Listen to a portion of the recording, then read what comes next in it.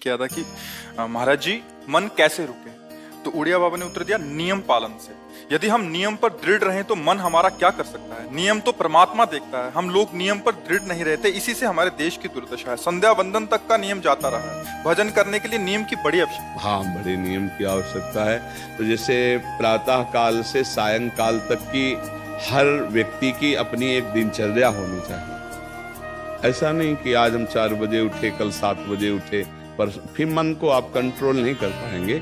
मन के लिए एक दिनचर्या होनी चाहिए कि हमको 10 बजे सोना है, 4 बजे उठ जाना है, तो फिर 4 से 4:15 नहीं होना चाहिए, 4 बजे उठ जाना, ऐसा नियम बना ले। और उठ करके हमको थोड़ी देर नाम जप करना है, थोड़ी देर हमें वाणी जी का गायन करना है, थोड़ी देर हमें ध्यान, एक अपनी दिनचर्या।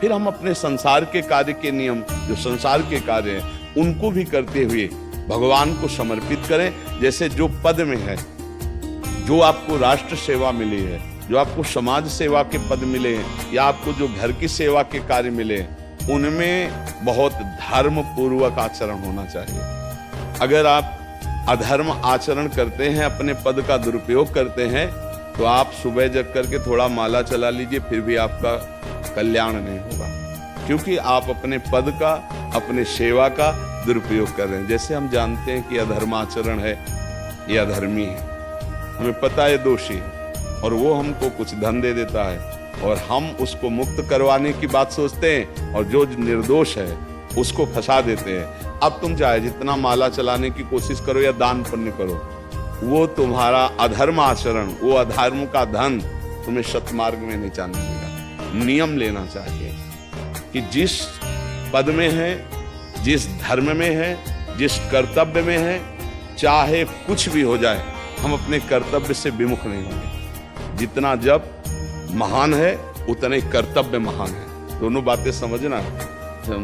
माला फेरा और इसके बाद बेईमानी, अधर्माचरण, इनका कोई नियम नहीं है कि हमें कैसे चलना है, तो वो माला काम नहीं कर पाएगा, क्योंकि उसका तभी सत्य भाव माना जाएगा माला जपला जब धर्माचरण है। धर्माचरण नियम से।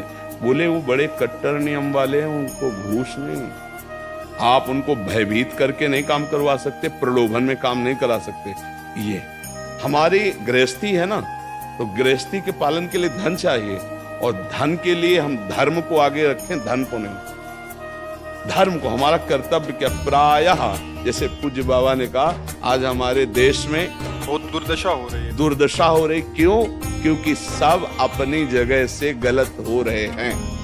अगर अपनी जगह हम ठीक रहे तो हमारी दुर्दशा नहीं होगी, हमारा भजन कम होगा, लेकिन हम धर्म से चल रहे हैं तो हम विजयी होंगे। हम भगवान को प्रसन्न कर सकते हैं, क्योंकि हमें जो कार्य मिला है वो भगवान का ही कार्य, सृष्टि भगवान का कार्य। जैसे नए बच्चे कुछ वकालत पढ़ रहे थे, तो यहाँ के प्रश्न किया था कि हम जानते हैं कि वो दोषी नहीं है, हम जानते हैं कि वो दोषी है, पर दोषी हमें पैसा दे रहा है,